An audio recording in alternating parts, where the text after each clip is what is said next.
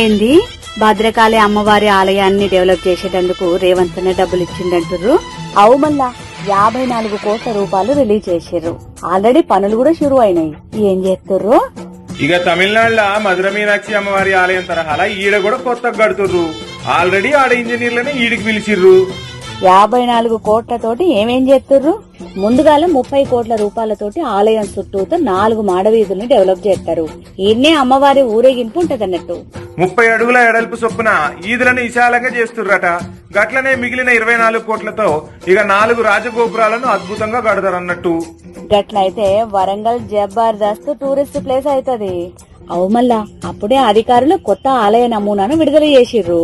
దేవాదాయ శాఖ మంత్రి కొండా సురేఖ, జిల్లా ఇన్ఛార్జి మంత్రి పొంగులేటి పర్యవేక్షిస్తుర్రు.